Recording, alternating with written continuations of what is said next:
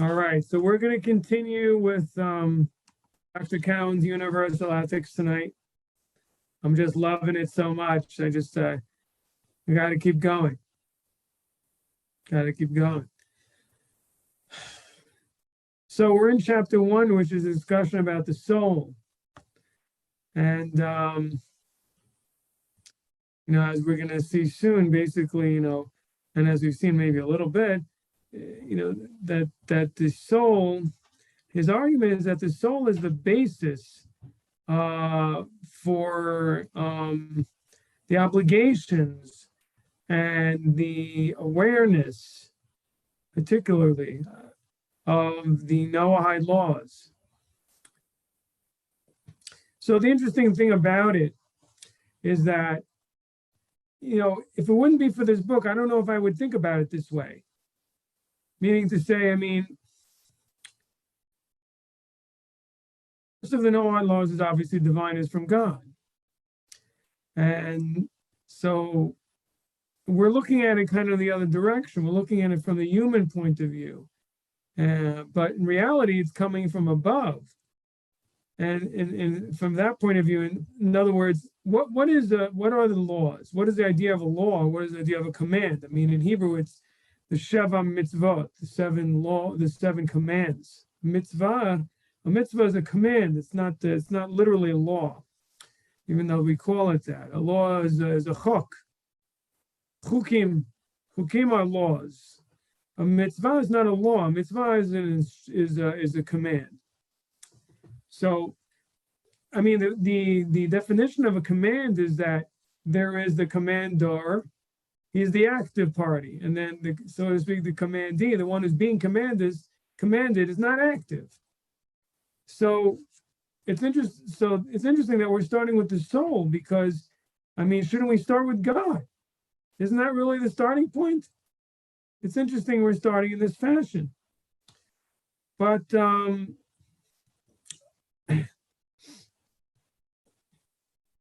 God commands. The soul is the receptor, you may want to argue. The soul is the faculty of man that can hear the command. But even that, we can argue, I don't understand. We're given a text. I had a discussion a little bit about the problem with text last time, but I don't know if anyone remembers the discussion I had with Omar, who was one of the students last time about text. But fact is, at this point, we do have texts, or we have ears to hear the prophecy. We have a mind. We have different traditions. We have the Jewish tradition, particularly. So, even without the soul, couldn't we hear and understand and follow the 7 commandments of Noah? Why are we starting with the soul here? What's the idea? So you have to say that what we're doing here is that he's explaining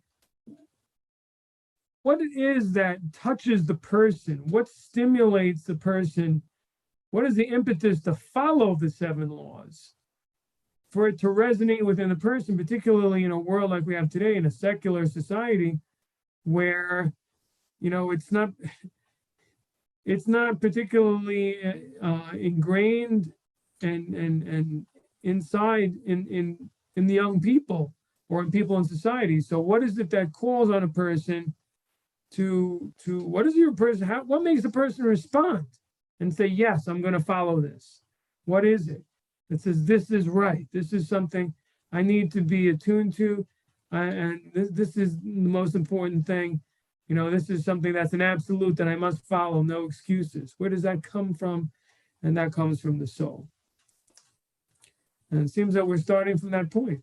It's also, I guess, the idea is we're starting from the awareness of the spiritual reality or the divine reality. And what he's arguing is that doesn't come from the mind, from any type of investigation, philosophical investigation of existence, like medieval philosophers argued, but it comes from the soul. At the end of the day, reason isn't enough.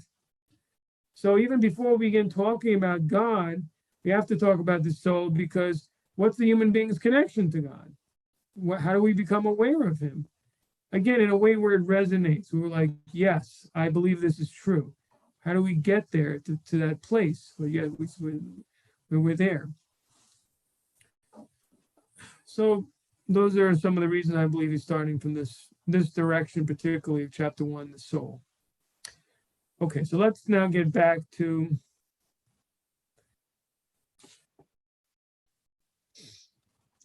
page 18. And bottom paragraph. This aspect, meaning the soul part of the self of the human being, this aspect of the self is the highest. It's above the others. And essentially the representative element of the self. It's the one that really represents the self. In what sense? In the sense, as Frankl puts it, that it has body and mind at its disposal. It has the ultimate ability to direct both body and mind as a composite vehicle for the stances which the person takes towards the situations of life.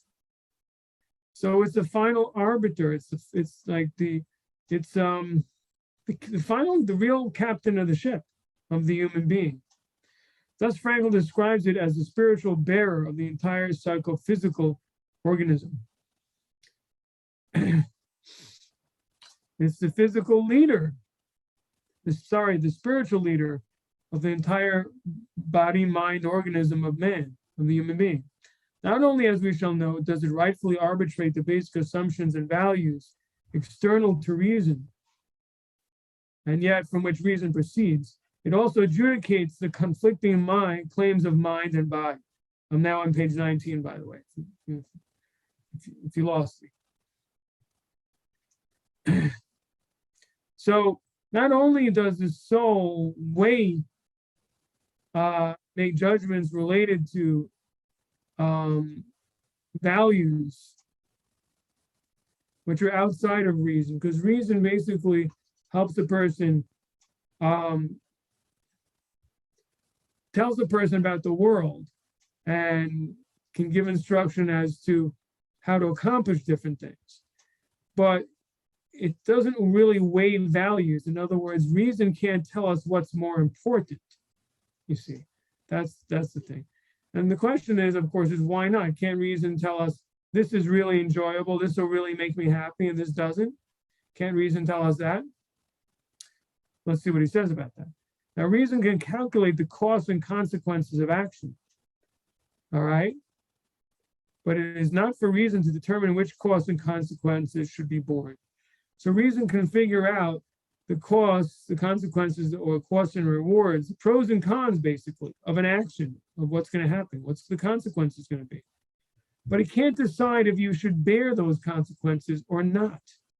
That's what the soul does.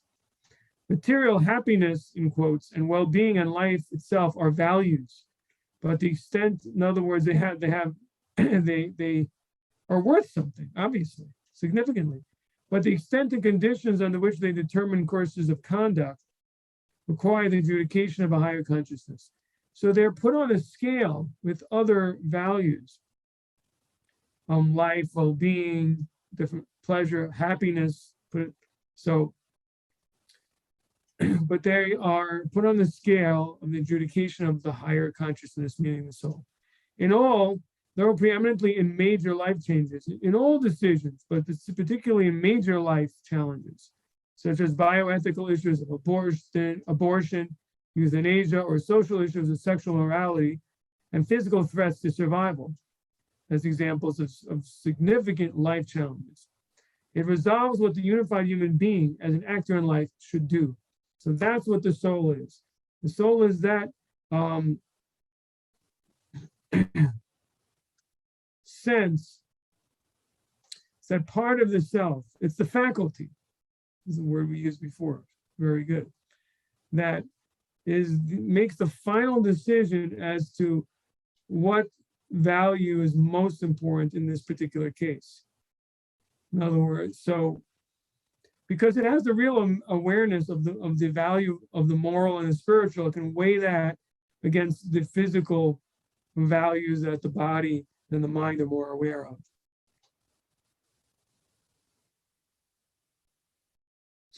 It resolves what the unified human being as an actor in life should do, whether or not it should resist a particular pleasure or endure a particular pain, and for what reasons. All criteria are ultimately its criteria. For this, it is oriented to a higher law. So all criteria, in other words, all different facts and facets and circumstances of a particular situation are all compared to, or should I say, weighed according to the higher law, what this higher standard, what the higher consciousness, which is basically, as we're saying it, is the moral values of the 7 laws. It's all based upon that. That's the backdrop. Is to compare to those and what those stand for. What do we do in this situation? What is the place of this particular interest that we have here, as opposed to this moral result that could happen in this particular situation. So we could have, selling this item to somebody, but there may be dishonesty in the sales pitch, or where some kind of fraud. So who makes the decision? We can gain from this. On the other hand, there's the moral dilemma. So who makes the decision? What is the voice that makes that decision as to what to do? That's the soul. It's also people call it conscience. Let's see the next paragraph. The beholdenness and responsibility of the person. In terms of Noahide theology, the soul or the spiritual within the human is a faculty or capacity for reception of, resonance with, and recognition of the divine. So how can we define the soul in terms of how we can understand it and how we relate to it? So it's the capacity of reception. It's the ability to receive and accept, and basically, in other words, hear the message, where it's of God's existence or of the divine in any way, to feel it, resonance with, to relate to it, to feel like it's something that you agree with, to feel like it's something that relates to you. It's not something foreign. And also, and just recognition of the divine in general. So that, in other words, the idea of reception of the divine is the reception of divine ideas, more like, and divine wisdom. And the resonance with is the feeling or related to it, and that it's something that you feel connected with. And the final aspect is actually recognizing, have a feeling of the existence of God himself. So when this capacity is activated as a functioning soul or conscience, it orients mind and heart to the divine. So when the soul function is activated, it orients both the mind and the heart, meaning the body, towards the divine. But it has to be activated. How do we activate it? Through studying Torah, through meditating about God and about fear and love of God and so on and so forth. That stimulates it, right? All right, I'm turning from page 19 to page 20. Well, whilst the distinguishing hallmark of the human is intellect, intellect itself is placed in an equivocal situation. So even though the hallmark of the human being is intelligence, but intelligence can go in different ways. There's not really clarity in terms of which direction reason will go in terms of making a decision. It can produce an elaborate defense or rationalization of mere predispositions. One thing intellect can do is can create an elaborate rationalization of human beings' predispositions as to what they feel like doing, many of which arise from the bodily emotional personality of the human. These predispositions mostly arise from the body and emotions of a person, the ego, what they want to do. Or it can regulate emotion in accordance with principles, or it could try to control emotions in accordance with higher principles, which are beyond simply will, predisposition, and predilection. It is explained that the biblical statement, the human was made in the image of God, refers to intellect as oriented upwards towards a higher knowledge. So this is important and interesting because we often say, you know, Tselem Elokim, that the human being was created in the image of God, and that's referring to intellect, as Maimonides says. So every intellect, you know, is Facebook part of the divine image? Well, not really to get into that question so much, but the point is he's saying here is that the image of God refers to an intellect that's oriented upwards. So it's a spiritual intellect, it's a divinely sensitive intellect that's called the image of God. This is also so in other words, it's not the intellect that's used to utilize the world towards a person's pleasures. That's not the part that's in the image of God. The part that's in the image of God is the human being's ability to comprehend and receive the divine wisdom. That's the part that's in the image of God. That's related to intellect. Okay. This is also the humility and integrity of intellect, that it knows it cannot verify or ultimately validate the first principles or even the style of reasoning with which it is to work.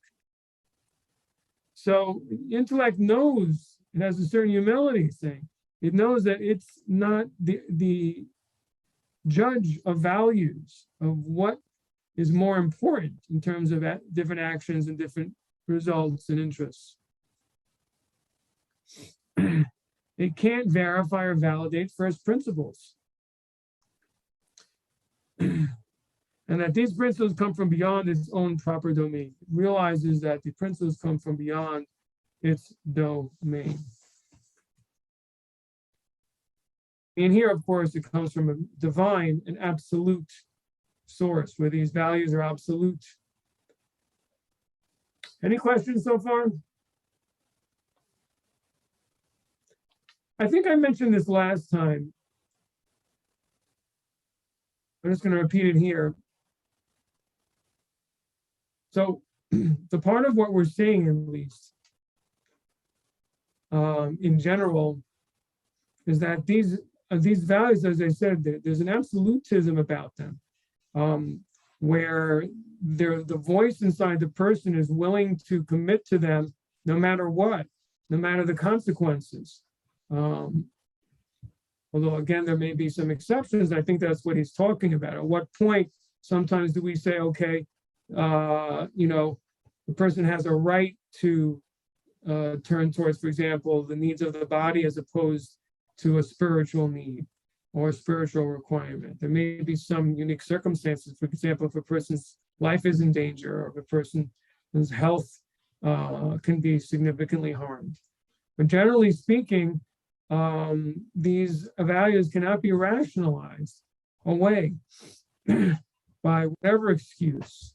And that's the meaning of the absolutism. I think I gave an example last time about, you know, a person saying, for example, about a murder. Well, you know, this person is really, really humiliated me. And he's an enemy of mine, and so I have a right to do this, or so on and so forth. So person can rationalize and say, yeah, generally I'm a nice guy, but this is different, and say about many cases, this is different, this is different. But these values here are absolute, where the person doesn't have the right to, and has an awareness of the fact that no excuses in terms of keeping these 7 laws.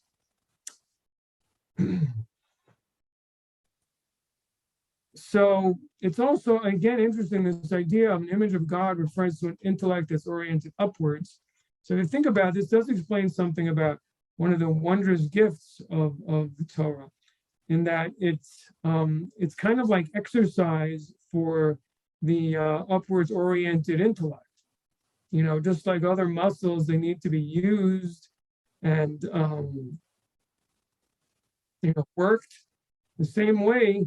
Through Torah study, the person is thinking about the commandments and the divine morality, and thinking about God, and delving deeper into it and asking questions about it.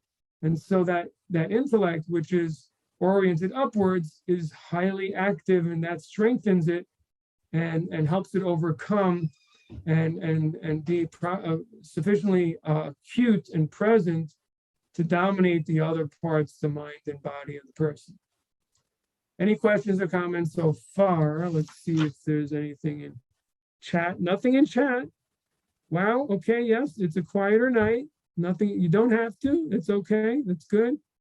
All right. Any questions or comments? Okay. Next paragraph on page 20.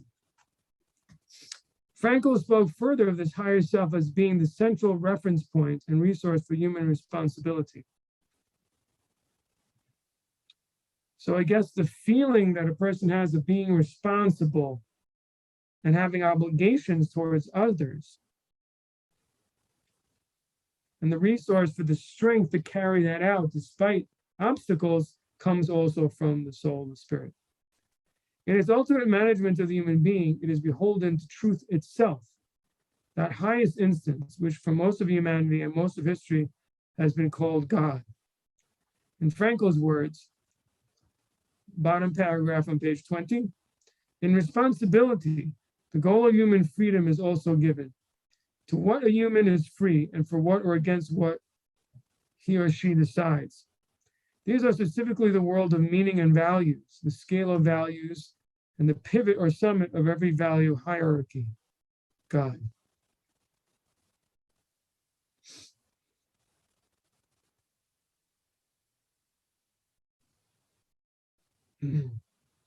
So for what purpose is a human being free to make choices? Well, what is the special quality of that freedom? So the compass is all related to meaning and values.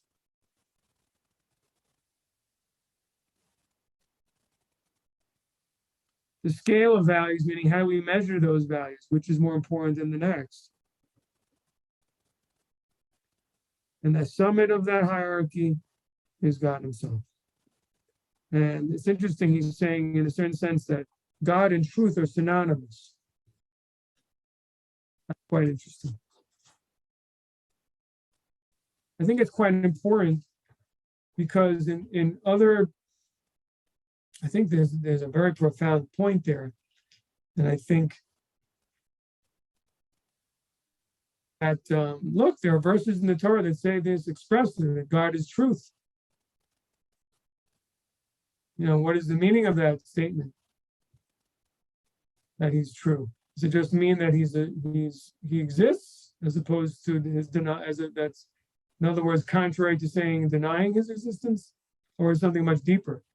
So there's something much deeper here. That means God is the only real truth, and he's the ultimate truth. Anything that is actually true is obviously stems from his truth, stems from his reality. Everything that God brings about the reality as we know it, and even the realities that are hidden from us, and gives them vitality at every moment. And but the truest, truth is God himself. But I think what he's saying here also is that from our perspective, in the way God reveals himself to us, he reveals himself as truth. That's how we know him. And again, this is so important in comparison to the way other religions approach God, and I think see him in a much more human-like way as a being. As a ghost, he's just a thing out there. He's the thing that he's the creator. He created things, but he has a personality and he has an existence. He's the greatest existence, but he's an existence. And this is a much deeper and more esoteric way of understanding God. So it's further from us. He's not an existence like a thing. He's truth. Truth is not, one. A thing is one truth out of many. If it's true at all. But to say that God is truth, in other words, so he's not a being as we usually think. So for example, there's an expression, the supreme being. I don't like that expression. I don't think it's a Jewish way of looking at God. He's not a being, because a being is comparable to all other creations. He exists. That's the idea of a being, is something that exists. Well, something brought it into existence. I think he's hitting here on something much more accurate, that God is truth. He's the only real existence that exists, as the Maimonides says. And from that point of view, just the connotation of being to me is inaccurate, because it just connotes something basically like other creatures, but he's the biggest one. That's not the point. It's very, very important. I think it's, anyway, I'll leave it there.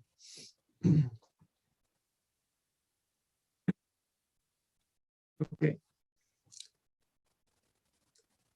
Page 21. This beholdenness is something higher than psychophysical elements. The primacy of the spiritual marks a civilized society. Oh, this is interesting.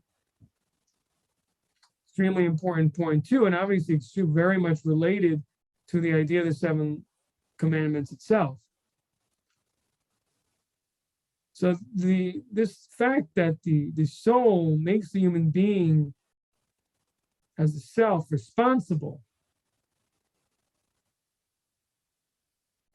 for the spiritual and the divine responsibilities and obligations over the physical and psychological is the hallmark of a civilization, of a civilized society. So now we understand the connection between the idea that the objective of the 7 laws is to create a civilized society. A civilized society, it's very, the definition and underpinning is a society that directs itself based on the spiritual values over the physical ego values. This does not include everything which assumes a religious veneer, but rather religion focused on monotheism with the universal values projected by it, to be discussed below. So it's not anything that has a that's cloaked in religion, so to speak. But it's particularly the monotheism with the universal values. Civilizedness is not the same as reason by itself. Society could be the most scientifically and intellectually developed of its day, as was Germany, in which Nazism arose, and yet manifests the ultimate barbarism.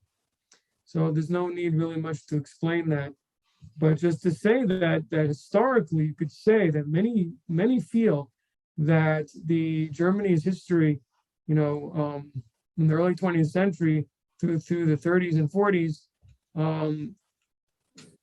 taught us really this very powerful lesson, that even the most advanced technological society and most advanced in secular academics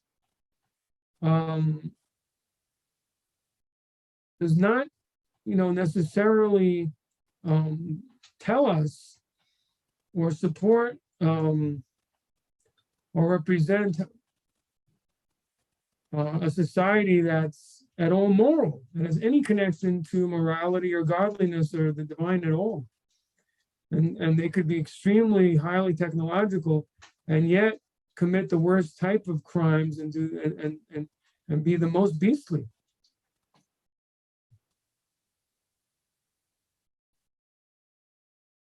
I think, it's historical lessons are very important because they resonate with us the most. Just like experience does. When we go through something and we see the results of something, it teaches us a very, very powerful, resonating lesson. And similarly in this case, on this historical lesson of Nazi Germany. Germany was considered the most cultural of countries. Germany was considered the most enlightened of all of Europe at that time. And that sounds surprising. Many people are unaware of this fact, but it's true.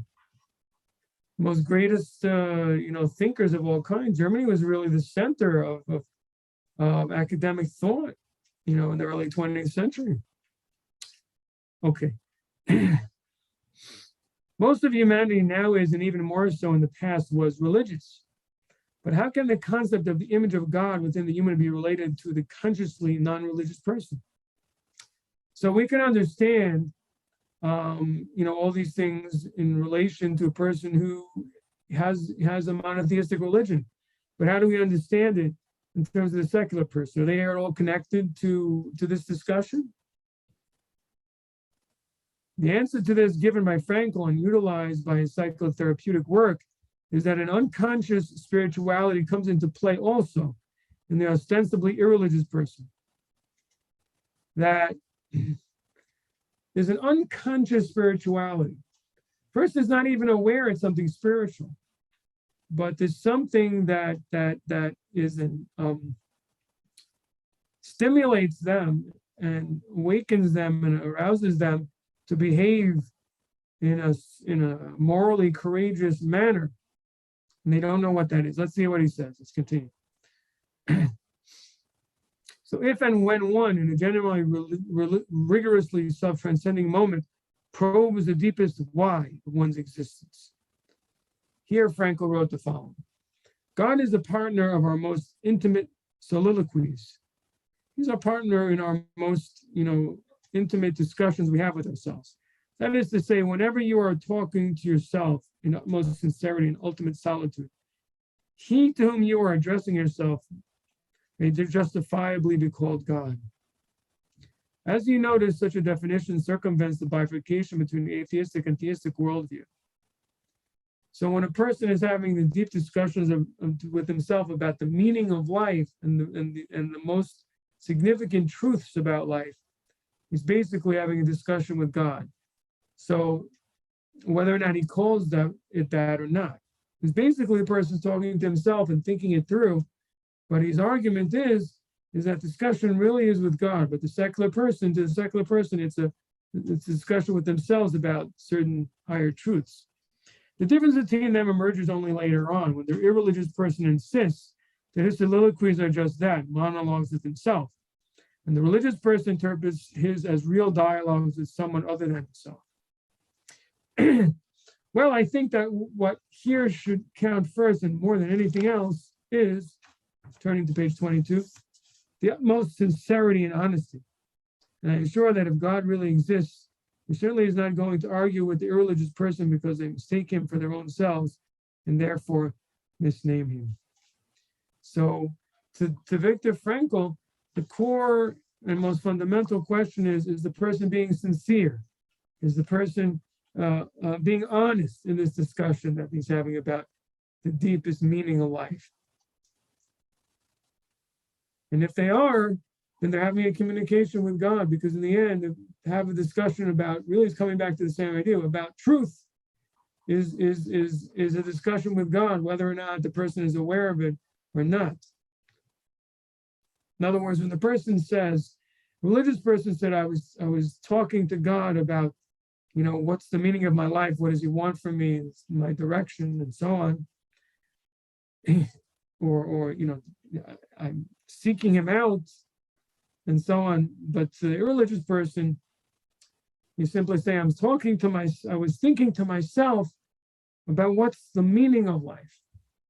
So I'm thinking to myself about the truths of life. Well, that's the same thing, because again, if God is truth and the deepest, most highest truths, and the person is thinking about those truths, then he's connecting with God, even though he doesn't know it. Okay. Frankl has also written that the non-religious individual who has sought meaning at a level which genuinely transcends the claims and interests of the sides of the psychophysical organism is in fact en route to God without having come to the terminus. So he hasn't come to the home to base, but he's on his way. When he does what? When the person has a value system that transcends the psychophysical organism. In other words, it's not based on a physical interest or a psychological ego-driven interest. When he has values in his life that he's not seeking out because they make him feel good physically, going to gain him something monetarily, or because he's gained some type of prominence, fame, recognition, or even a connection with other human beings. Those are all connected to the psychological and emotional part of a person. If a person makes a choice and says, no, these values are ultimate, and I'm not doing them for any other reason except for themselves, nothing else, then basically he's en route to God in that case, because he is. Because that's what this is all about, the discussion of truth. But I think he's saying it a little bit different. He may not have said, I'm trying to find truth, but he's saying, I am dismissing the selfish motives of performing or seeking these values. So in that way, it's a negative. It's like he's moving away from the selfishness, and therefore he's on his route towards God. Questions or comments so far? Okay.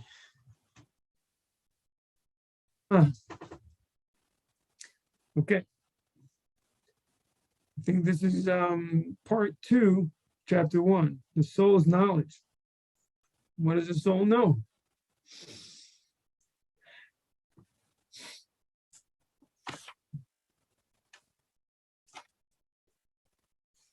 Okay. Seeing or recognizing the divine. The soul, as distinct from reason, makes no philosophical investigations into the existence of God. You see? No philosophical, because philosophy at the end is based on reason, and reason, the deductions are reason. But the soul doesn't do that. For God is not within the field of empirical, or what Frankl calls ontic, reality that reason inhabits.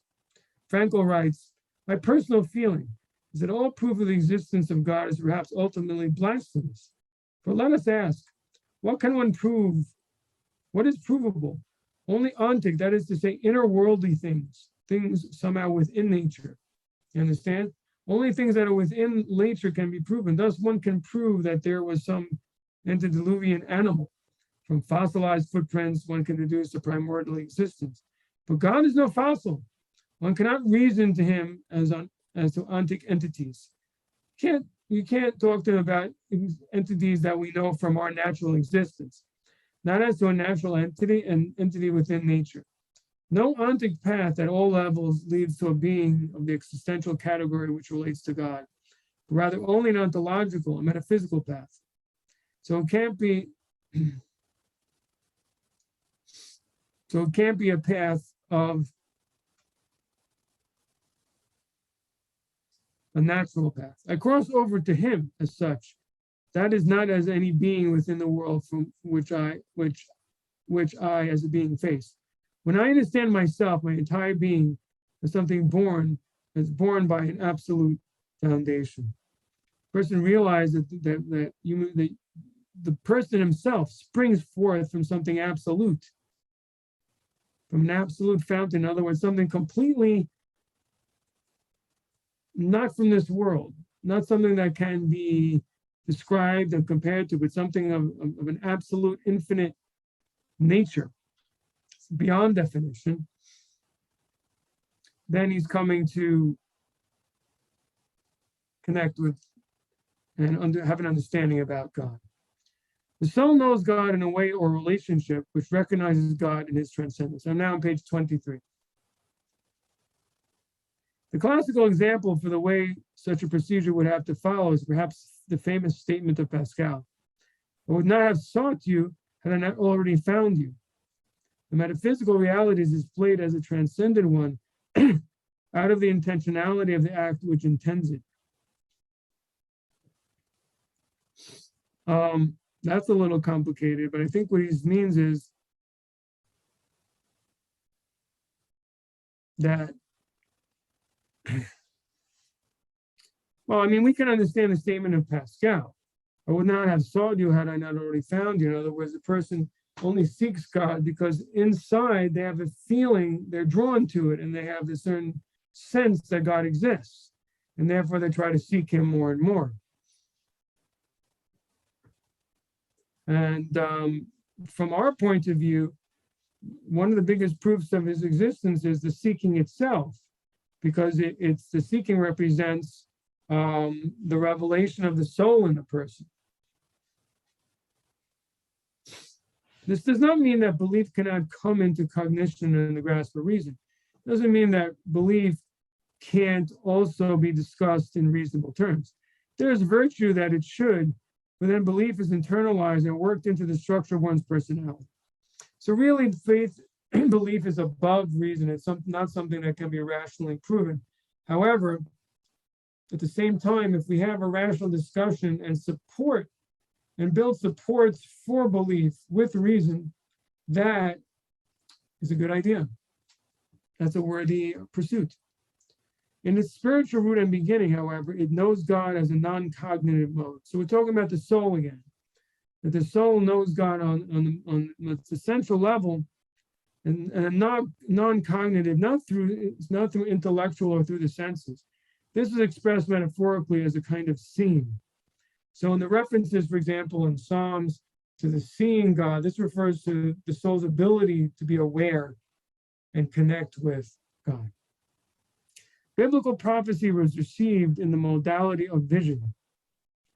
And the prophecy of the biblical prophecy, all the prophets of the Bible, in other words, whether it's the vehicle, the method, the way in which, the conduit in which they received their prophecies was through vision. As Maimonides explains, and so also the authority of the revelation at Sinai was that the communication of God with Moses was seen, and to a degree shared by millions of people, so that the 600,000, all the children of Israel there, says they saw the voices, right? That's what it says. So the form of prophecy, which is the underpinning and basis of the whole Torah itself, was a form of sight. What kind of sight? A sight that's the sense of the soul. So he's getting to. But I'm on page 24.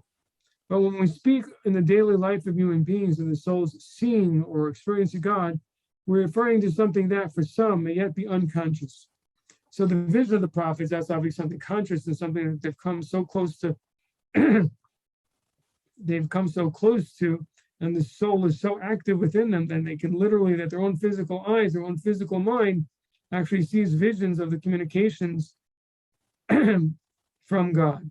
But generally a person only has an awareness of this unconsciously. For some, constantly conscious, and for others, occasionally conscious. So for some people, this seeing of God may be unconscious.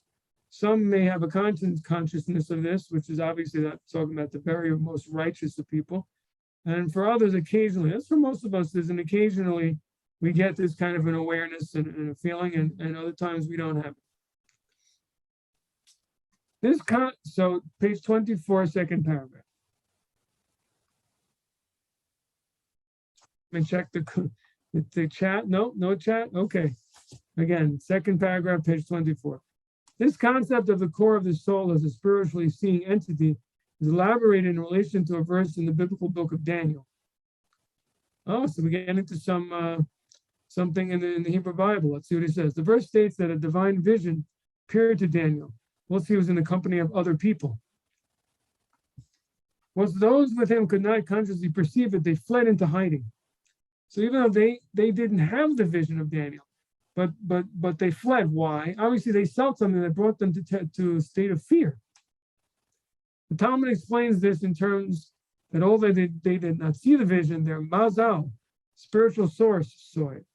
So their mazal is their kind of like their wiring to the divine, to God, to the spiritual realms.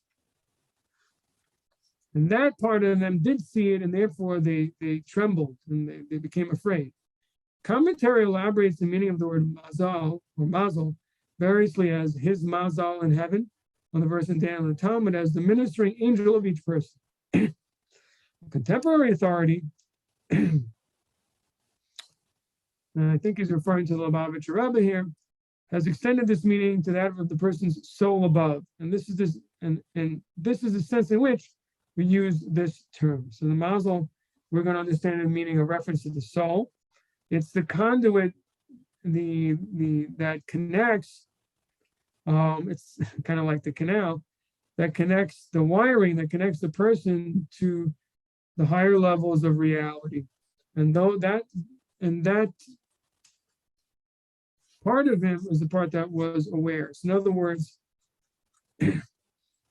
even a person who is generally doesn't really have the sensitivity of a prophet or anything like that, but still can have a certain sense connect on a more unconscious kind of a level. In other words, this is like a combo of conscious and unconscious. Doesn't have the clarity of prophecy, but the person has an awareness of something. They feel that there's something here, something, that there's a light, that there's something, in that case, they felt a terrible fear. In other cases, the person may feel a tremendous feeling of meaningfulness and warmth, peacefulness. Okay. Now, the fact that it's explained by the Talmud that people with the prophet Daniel were Jewish seems to make no difference, and this concept applies to a human being in general. It is this mazel, that this spiritual root of the human being, which recognizes godliness, and a moment of prominence of this manifestation probably moves the person in response to it. So if this part of the person, this awareness becomes revealed, it will move the person towards responding to the divine. The issue is the extent to which the receptor of the soul is sensitized to spiritual practices or exercises. So the more the person is sensitized by spiritual practice and exercise like Torah study, or catalyzed by crisis, quote, there's no atheist in the trenches, or activated by sudden humility or gratitude, which brings this experience into consciousness and action. So generally speaking, it's if the person takes actions in preparation by sensitizing themselves and making this sort of sixth sense, so to speak, more sensitive and sharp by doing spiritual exercises of different kinds, which is basically what we mean as Torah and the mitzvahs, Torah and the commandments. Or sometimes a crisis can do it. It can bring such a humility and shock onto the person that the physical and ego sides of the person are silenced for a little bit, and the soul end of the person becomes more present. Or it could be, or due to humility and gratitude. But again, it's the same idea that the selfish aspects of the person are subdued, and then the soul can be more present and verbal. You know, we can hear it more and respond to it more. Ideally, a person should stably do what is required to habituate this consciousness. A person should do on a regular basis things that habituate this consciousness, the spiritual consciousness, and seeing that the soul has of the divine. Okay, we're going to stop over here for today, stopping a little bit early, and you have the opportunity to bring up whatever questions you may have or comments. You know, sometimes people ask me things that have nothing to do with what I'm talking about, and since we have time, you're free to do the same, although I generally discourage it, but we have time this evening if you want to ask something like that.